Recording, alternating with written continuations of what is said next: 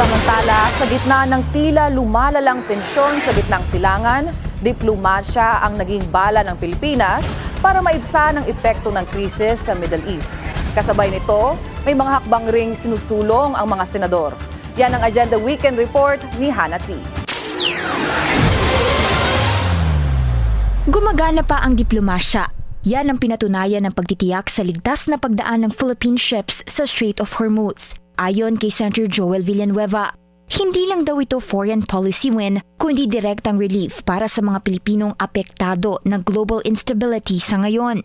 Kritikal ang Strait of Hormuz dahil dito dumaraan ang tinatayang 80 to 100% ng inaangkat na langis ng Pilipinas.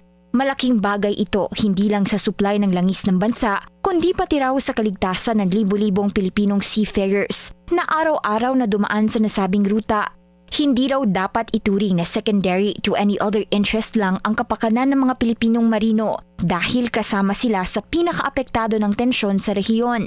Pinuri naman ni Senate President Pro Tempore Ping Lacson ang tinawag niyang quiet diplomacy ni Foreign Affairs Secretary Maria Teresa Lazaro sa pagkuha ng garantiya mula sa Iran.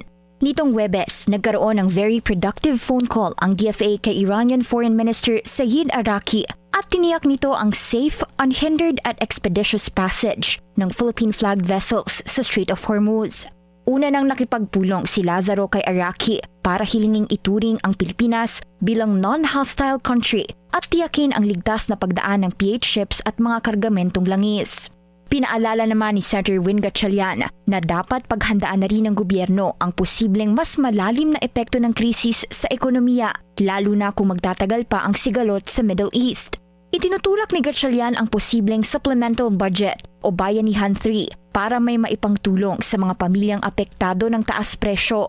Kabilang sa mga tinitignang hakbang ang monthly cash aid para sa mga manggagawang mababa ang sahod, mga benepisyaryo ng 4Ps at mga pamilyang nasa laylayan ng kahirapan.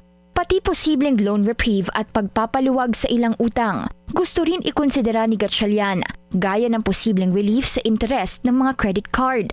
Bilang chairperson ng Senate Protect Committee na nakatoka sa pag-aaral sa economic impact ng Middle East crisis sa bansa, nauna nang nagsumite si Gatchalian ng chairman's report sa palasyo kaugnay ng kanyang mga rekomendasyon.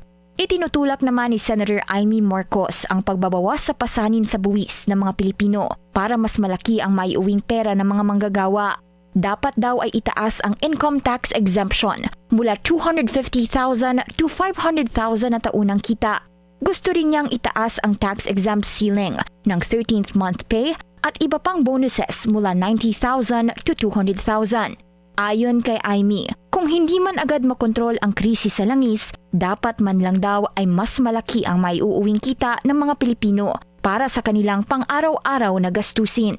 Para sa Agenda Weekend, Hannah T, Billionaire News Channel.